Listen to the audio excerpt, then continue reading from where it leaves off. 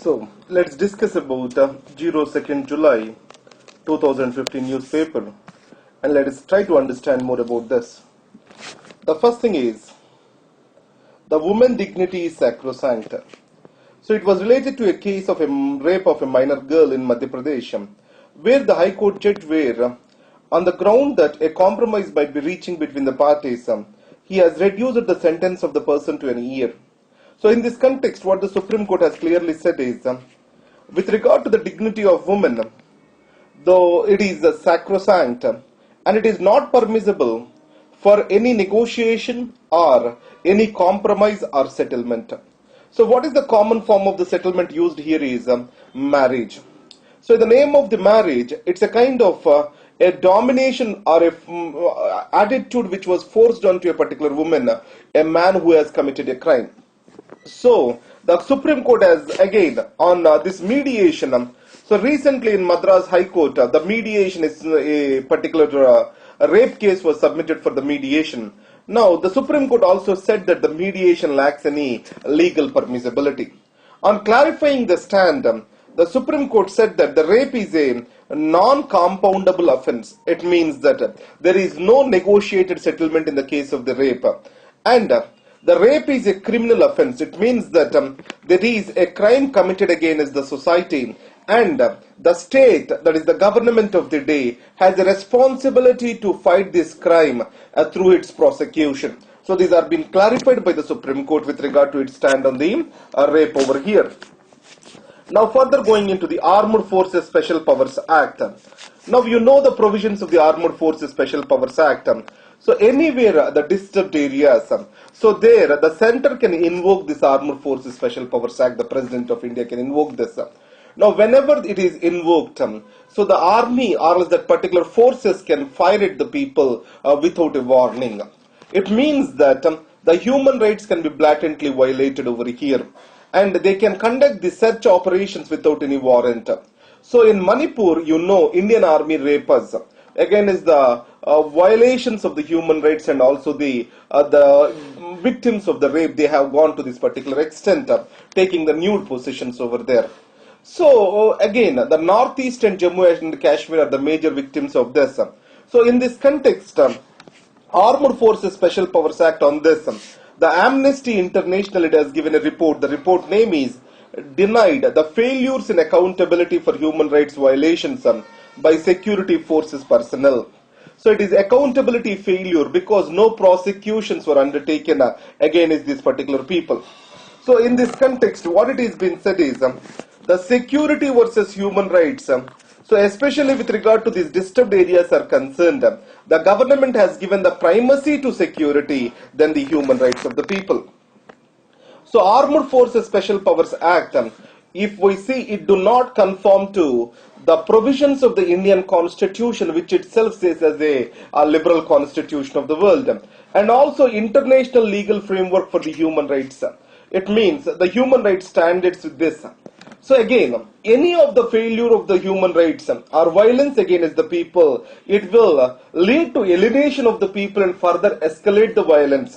So impunity and lack of political will, these are cited as the major reasons for not implementing this particular, human rights regime in this particular states. So what it suggests is immediately an inquiry has to be conducted on the extrajudicial killings which have happened in areas where the Armed Forces Special Powers Act is in the force. This is what is the report has suggested for. So you can use this particular thing for the human rights section. Armed Forces Special Powers Act is very much important for the human rights section. And also with regard to the fundamental rights, it is exception to the many of the fundamental rights. Try to check out in your understanding. And next is, this is an important article. I saw some sensible article from Sanjay Baru after a while. But however, he confused it that he tried to compare the federal relations in the Indian Union to the European Union. So what is one thing is, Indian Union itself is a sovereign nation with a bias of with a federation with a central bias. The European Union is just an economic union, and it is not a sovereign by its own self. And there is no supreme boss in this particular economic union. So it's a nation, or else it's not more a political unit, rather than it's just an economic unit. Where also economic union is not complete. That's why he brought a comparison between Indian Union and the European Union. I don't see it as reasonable comparison, the first thing. But however, he made some valid points which I want you to drive through. The first thing is, anywhere if economic union is being made, now in those circumstances, the major reason for the European Union failure is lack of a single comprehensive policy approach, a coherent policy approach. Now, when all the central banks are being built on one bank, one country policy or one economy policy. So there has to be one central bank for one economy, that's what is the policy. If they want to convert the European Union into one single economy, first the countries have to do away with their independent central banks and they have to come under the management of one single central bank where one economy, one currency and one central bank. This philosophy will provide for a coherent policy approach. And the second thing is this. In an economic union, there are rich and poor countries. So always the poor countries are at the verge of the collapse. In this context, certain funds have to flow from rich to the poor countries. And this particular flow of the funds shall not lead to the political control over those countries. Because the political control ultimately flares up the sense of nationalism. So some financial arrangement has to be developed where this safety nets are being provided to the poor countries to raise their standard of living.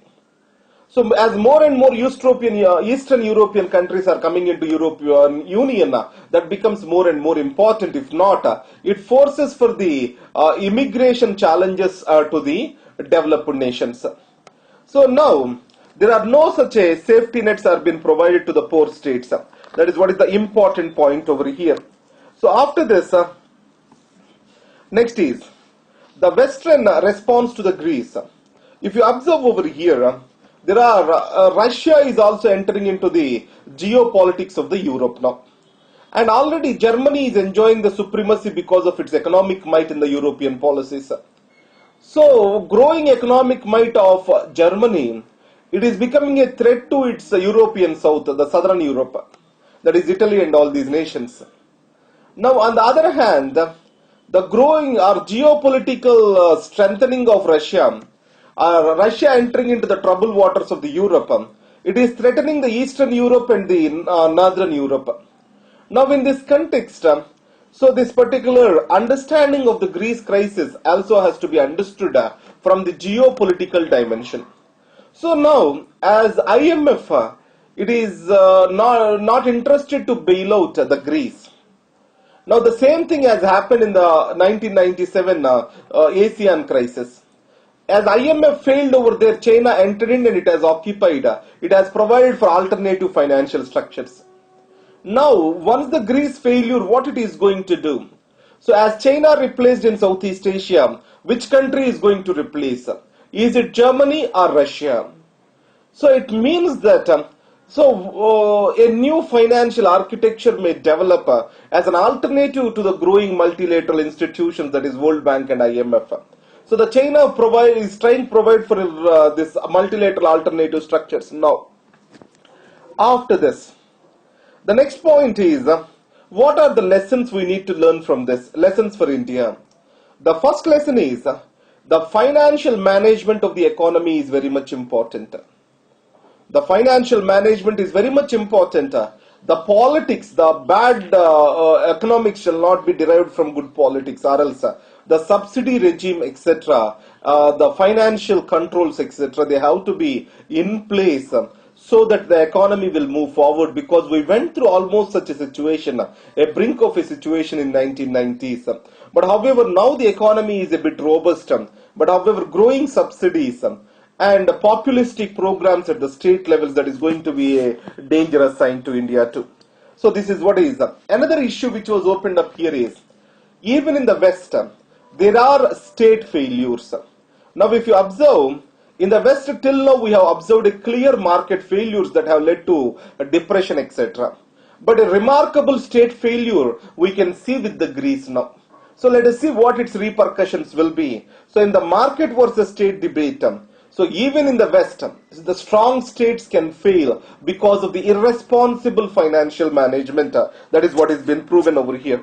So what we discussed over here is the safety nets. It means that if whenever there are economic imbalances in a union, so less privileged states economically shall get certain safety nets to maintain the union for longer.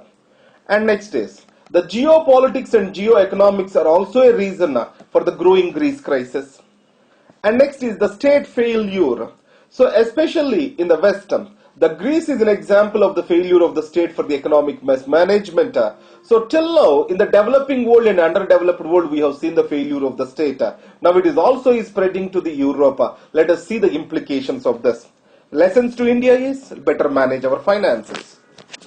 The next is Asian Infrastructure Bank. Already we have discussed about it. So $100 billion is the total capital. In this, India is going to be the second. The first is going to be China, followed by India and Russia.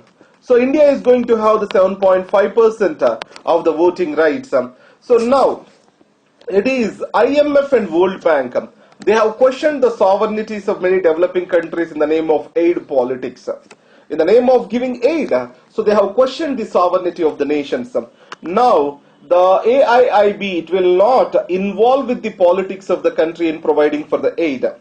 And one more thing is, the Beijing is going to have a virtual veto power with regard to AIIB having the 26% of the voting rights. That is one thing. Now here India is making a fine balance. It is continuing its relations with IMF and World Bank and also constructively engaging with the future coming up of the alternative financial architecture in the world, which is a very fine act which India is performing. India is not only going to be a part of AIIB, it is going to be part of a new developmental bank created by the BRICS. So it means everywhere where the finances are involved, where the developmental finance is involved, India is going to have its due share. So it also diversifies India's source of the finances in the case of emergencies. And in this context, why the Western countries such as UK, Australia, all these are interested in this particular thing. Now it is going to create huge opportunities for contracts with regard to the infrastructure which is going to come up. The Asian nations, they are suffering from the infrastructure gaps and that is going to provide for a huge potential for the economic reboost which is going to come up. That is one of the reasons why Western countries are more interested in this. Now, so recently BBC has claimed MQM in Sindh, and next is the RAW, India's external intelligence agency's link with regard to the destabilization of the Pakistan. So what this article specifically talks about is anywhere a journalist or an agency has to verify the source first to maintain the authenticity of a particular report. So verification of the source is most important. Now, in the previous classes I have given 10 principles of journalism which were quoted by Likovic. I'll send you that particular book. I forgot the name of the author. I'll give you that book name in the next class. So the 10 principles, the first principle is about verification of the source and abandonment or else abiding by the truth. These are the two cardinal principles. Now, so there is most of the cases here the BBC has dependent on the source which was coming from the Pakistan. That's also authorities of the Pakistan, where Pakistan always tried to paint India in black. So in this context, to what extent the source is clear is doubtful. That's what is the argument given by this article. So these are the today's news. So this is about the geopolitical angle of the Greece crisis. Try to understand it a bit from the so-called as Sanjay Baru's article. And there are a few more articles. The Maldives and the Cuban crisis, or else the Cuba reapproachment with the United States of America after the Cuban embargo, Cuban crisis, missile crisis. This issue, I don't have a clarity as of now. I'm going to do some homework on that and I'll get back to you as the issues evolve now. So this is the today's newspaper. And thank you very much. And again, I'm enjoying your comments. So thank you very much again on insights. And one more beautiful thing is this. I was going through one of the article of rank 6 or someone on the insights on India. So it was said that she used to collect some important terminology from every newspaper.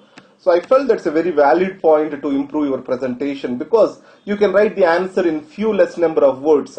But I don't want the students to do that. Probably I may take up that exercise very soon. And thank you very much for your support again.